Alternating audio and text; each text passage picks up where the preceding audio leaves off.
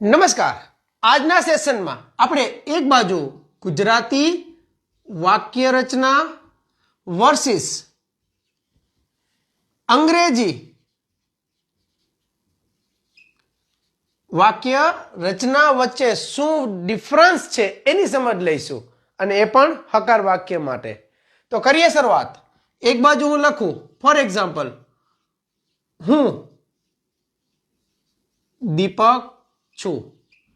ત્રણ જ ભાગ રાખીશ. પહેલા ભાગમાં હું, બીજા ભાગમાં દીપક અને ત્રીજા ભાગમાં છું.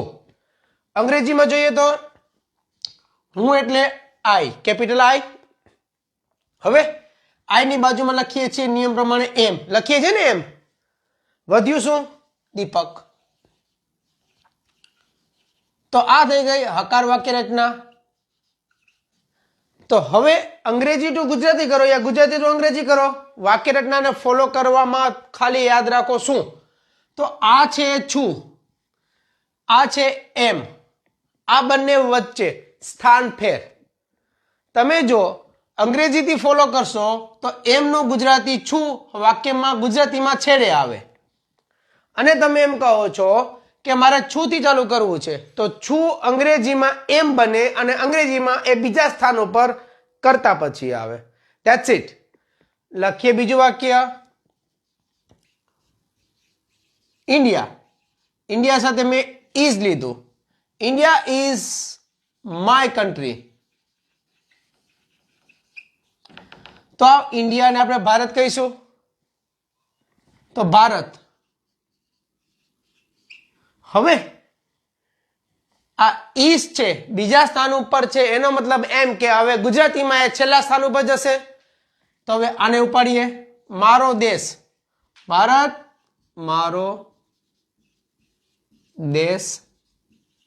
ઈઝ માટે છે થઈ ગયું. વર્તમાન કાળ છે એટલા માટે આપણે છે લઈએ છીએ. વર્તમાન કાળ છે એટલા માટે આપણે છે લઈએ છીએ.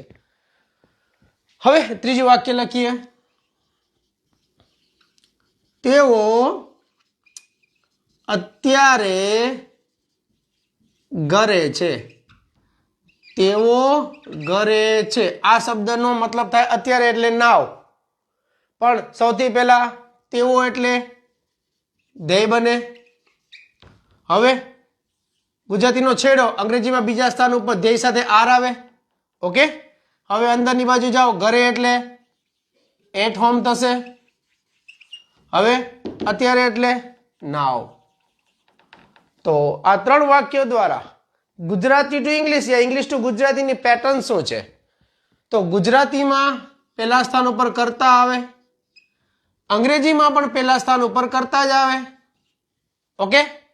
હવે ગુજરાતી વાક્યમાં બીજા સ્થાન ઉપર તમારે કર્મ લેવું પડે, તો અંગ્રેજી વાક્યમાં બીજા સ્થાન ઉપર તમારે લગાડી દેવું પડે ક્રિયાપદ. બસ. હવે ગુજરાતી વાક્યમાં કર્મ પછી ક્રિયાપદ તમે લો છો,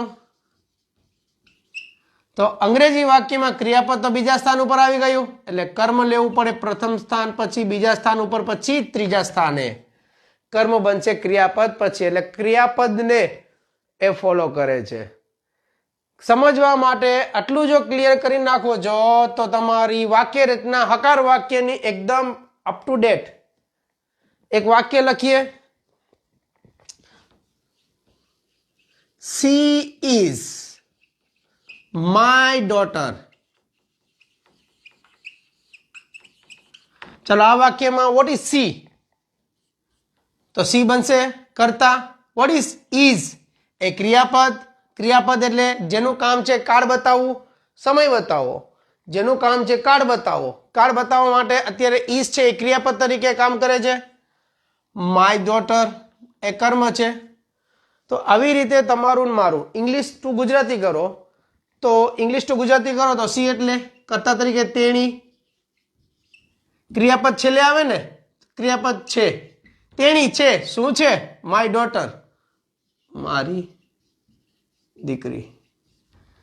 આ છે હકાર વાક્યની વાક્ય રચના. ક્યાંય મનોરંજન નથી આપ્યું, બટ નોલેજ થતું હતું જેટલું ક્લિયર કરવાનું એટલું કર્યું છે.